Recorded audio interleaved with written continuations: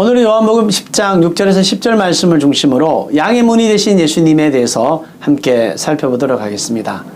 그때 당시에 목자들은 양의 문 역할을 했던 것 같습니다. 그래서 예수님이 오늘 본문에서도 나는 양의 문이다 라고 말씀합니다.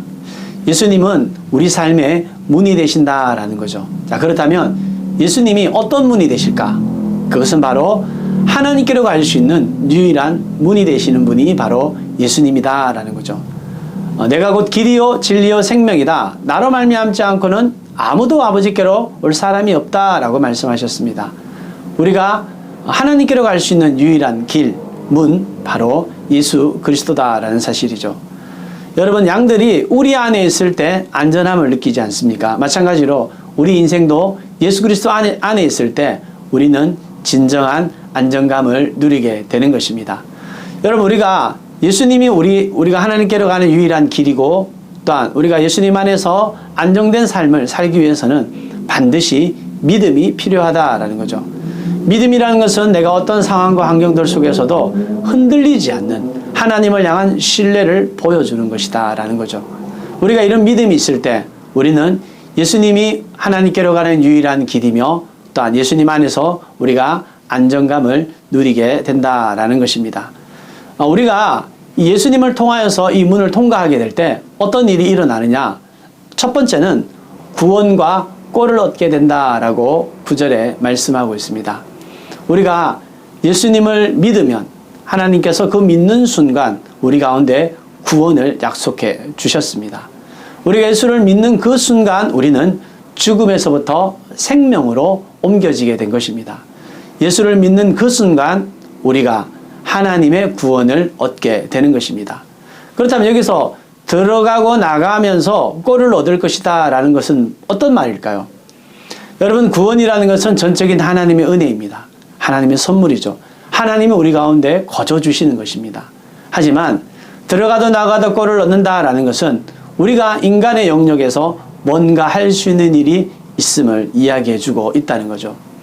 우리가 하나님을 위해서 우리가 구원을 이루기 위해서는 분명히 내가 할 수 있는 행동이 필요함을 말씀해 주고 있는 것입니다.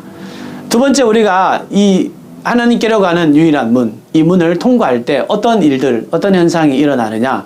바로 생명과 풍성함을 얻게 된다라는 것입니다. 우리가 예수를 믿는 순간 영접하는 사람, 곧 그 이름을 믿는 사람들에게는 하나님의 자녀가 되는 권세, 즉 하나님이 영원한 생명을 우리 가운데 약속해 주셨습니다. 그런데 예수 믿는 우리들은 영원한 생명에서 멈추는 것이 아니라 그 다음 풍성한 삶을 누려야 한다라는 것이죠. 그런데 대부분의 그리스도인들을 보면은 풍성한 삶을 누리지 못하는 것을 봅니다. 왜 그럴까요?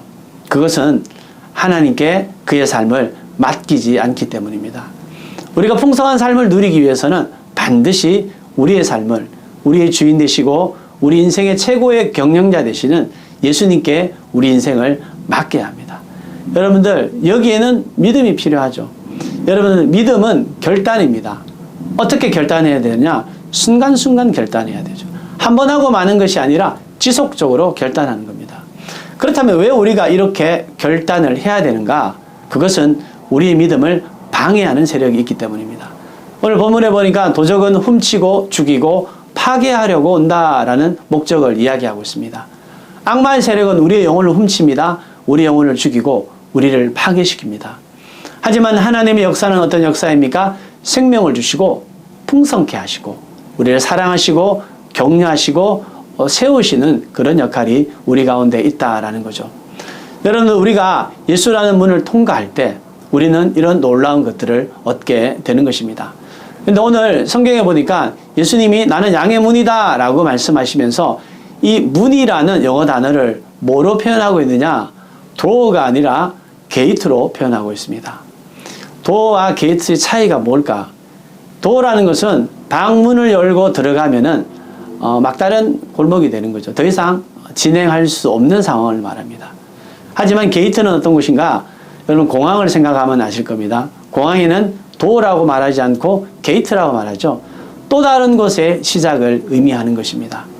여러분, 우리가 문이 되시는 예수 그리스도를 통과했다. 그렇다면 우리는 도어의 삶이 아니라 게이트의 삶이 되어야 한다는 것입니다. 내가 예수 그리스도를 믿고 생명을 누리고 풍성함을 누렸다면 거기에서 멈추지 않는 것입니다. 우리는 게이트의 삶으로 예수 그리스도를 모르는 사람, 믿지 않는 자들에게 복음을 증거하는 도구로, 통로로 우리의 삶을 흘러보내야 할 것입니다. 여러분, 이번 한 주간을 사시면서 내가 정말 하나님께로 가는 유일한 문, 예수 그리스도를 내가 통과했다면 나의 삶은 도의 삶을 살아갈 것인지 게이트의 삶을 살아갈 것인지 우리는 우리 자신을 돌아보고 주님 앞에 내 삶을 통하여서 주님의 사랑과 주님의 자비와 주님의 은혜를 흘러보내는 게이트의 삶을 살아가는 복된 한 주간 되시기를 주님의 이름으로 축원합니다.